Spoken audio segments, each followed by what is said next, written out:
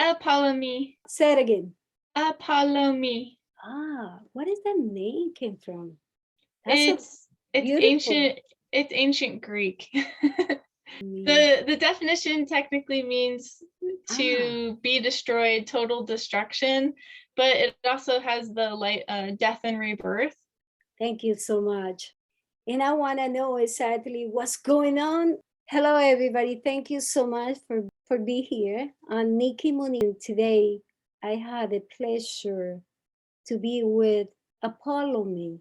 Thank you so much for being here. Thank you so much for letting me be on your show. It's been a long day. My name is Apollymi MADYLION. I have been in the US and ET government projects, super soldier, and hybrid projects since I was about between 4.5 to 5 years old is when I started having ET abduction experiences with the inner earth beings. Most people would call them the Nords. They have long blonde hair with blue eyes and very pale skin. They are very tall, usually between about 6 feet and up. I'd say about like 7.5 feet. Oh, sorry. When I was 4.5, that was my first experience. I ended up getting abducted again by the inner earth beings. And it was a very interesting experience. It was not really scary to me at that age. There was a very nice lady who was one of the inner earth beings who had the blonde hair. She was very nice. She showed up in a UFO and she had 3-foot tall, blue-skinned ETs that were of the gray body type. They had a light blue skin and very dark blue spots running along their head and their backs and the back of their shoulders and the back of their legs. They had pupils just like humans with blue eyes. And they were very neutral in emotions, but they were very nice as well. They actually cared if I was in pain. They took me onto the ship, did experimental, let's say medical experimental stuff. They took blood samples, but were very kind about it. They did not make me fear them at all. I saw them for about 3 or 4 times, and each time was like visiting family that I never had. So very loving, very kind. The lady who was with them always showed very much compassion towards me. She started letting me wander around the ship, showing me technology that they had, explaining how the ship worked a little bit and why I was kind of chosen to be with them. But she didn't explain fully because I was a child and it's kind of hard for them to explain that sort of thing. But I have been in Inner Earth for testing for abilities, ESP, psychokinesis, any parascience, which is a new word I picked up from the CIA website. That's what it's registered under. So remote viewing, that sort of thing. And I was decent in some fields, like moving objects with thought was kind of a little difficult for me at first, but I got the hang of it. Very empathic of people's feelings. So I can, feel what people are feeling, even though they have a rough exterior most of the time, which they found very useful. and very useful for communication with the ETs as well, because some of them speak the same way, where it's just feeling emotion and thought more than verbal speaking. Let's see what else. They ended up seeing me a couple times before I had new interactions. And the interaction that I had was not very nice. These ETs were very much thriving on how scared I was, how, I wasn't sure about the whole situation because I was expecting the inner earth beings to pick me up.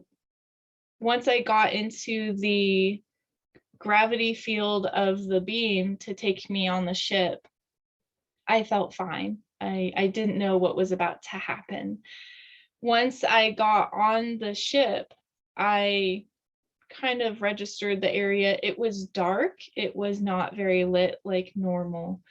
And it took me a little bit to register that this was not the same scenario at all.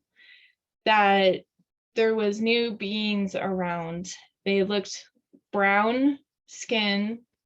They had kind of wide heads and tall.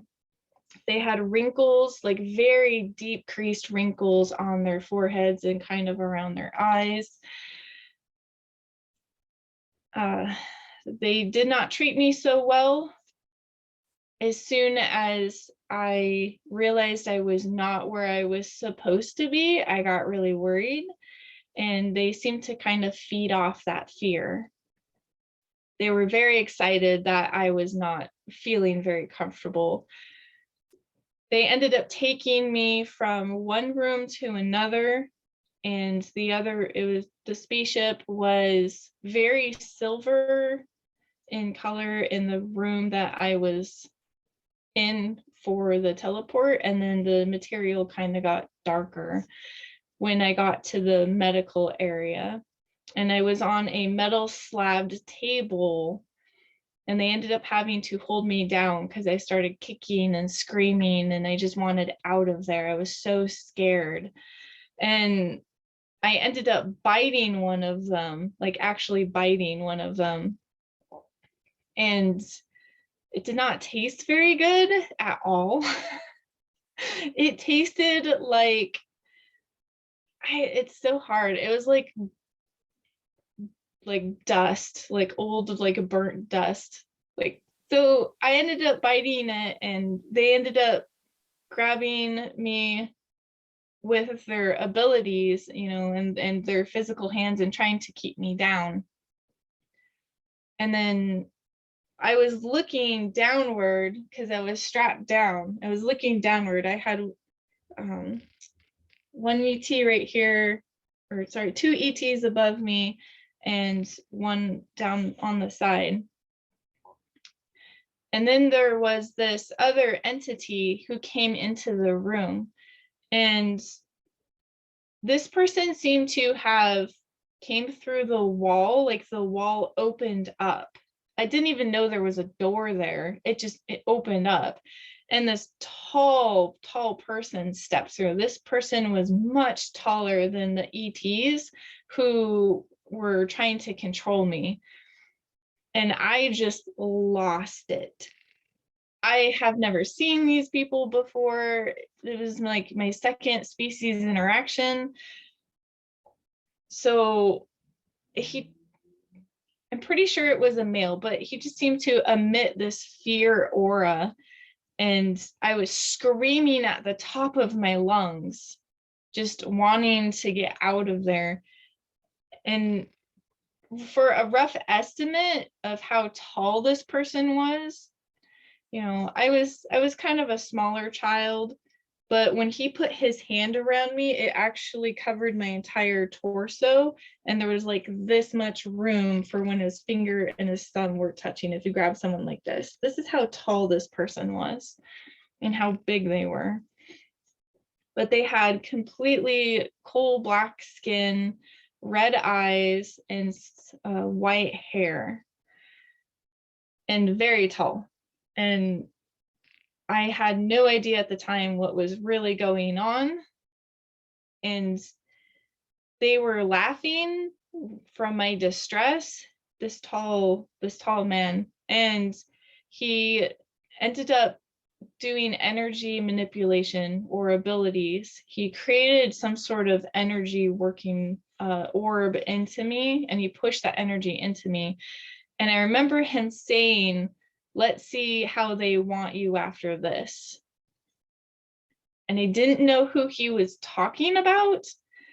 And it was so painful from this new energy coming into me, and it felt bad. It felt evil. And I remember one of the brown colored ETs just forcing its way into my thoughts and forcing me to pass out. I woke up the next morning. I was sore. I was dehydrated. I was kind of like still, disoriented. I didn't really know what was going on. A few days later, I ended up getting picked up from the inner earth beings. And I guess there was some sort of trauma that got instilled in me after being abducted from my last one.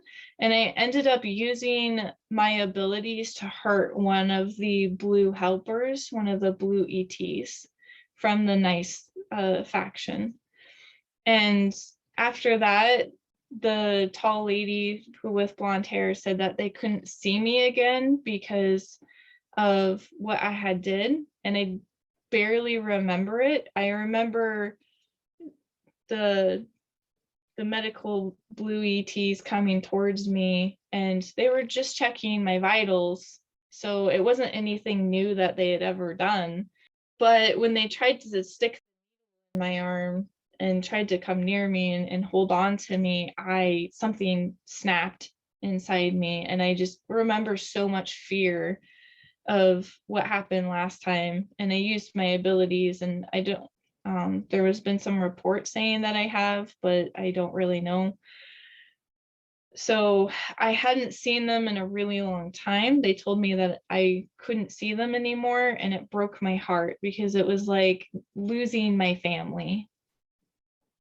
I felt so akin to them, and I ended up getting abducted more by this more negative faction, but not by the same entities from before, but they work for the same people.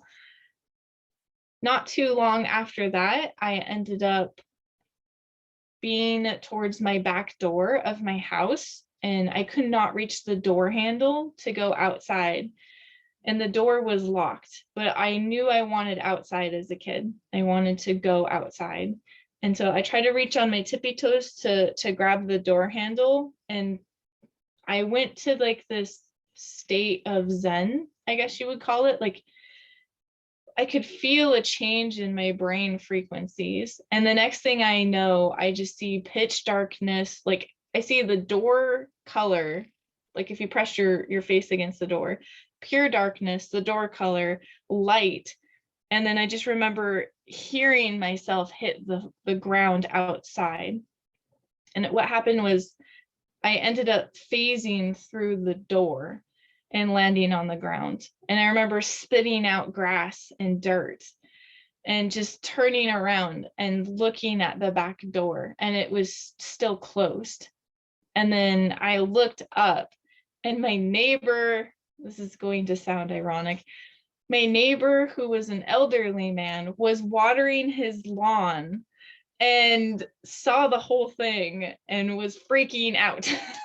His eyes were really huge, and he was just like, didn't know what to make of this situation at all. Dropped the hose, went inside his house quietly.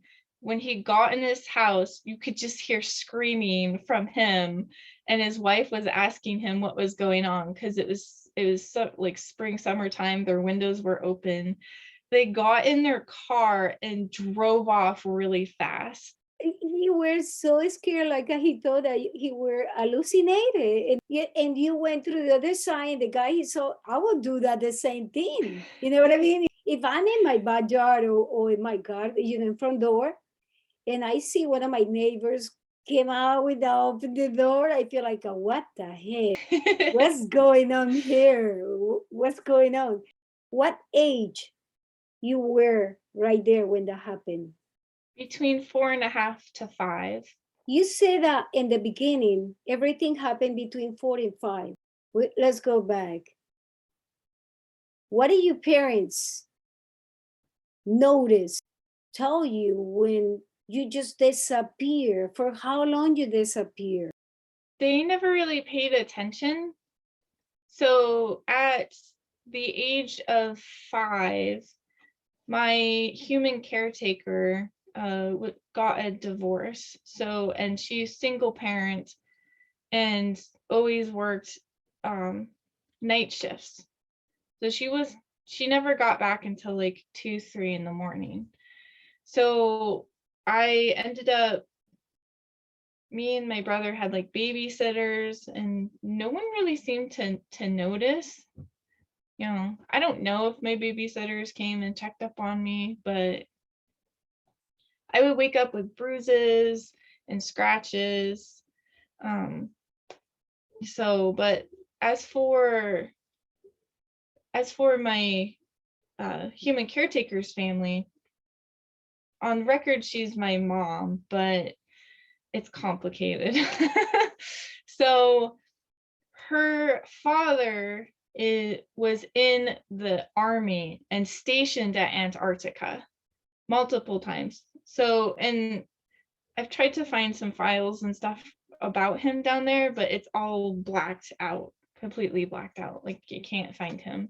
Yes. And then her brother was in the Navy for several years. Usually they have a continuation, you know what I mean? They grab you, they grab your family. Like this situation happened to a lot of people. Now, how do you describe those places, like astral places, dimensions? Are there in Mars, or they are in the moon?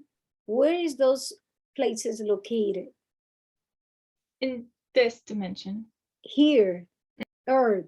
So you can travel to other dimensions and still have the ETs on the moon and Mars still be there, depending on the dimension. Could you describe how those cities or places looks like?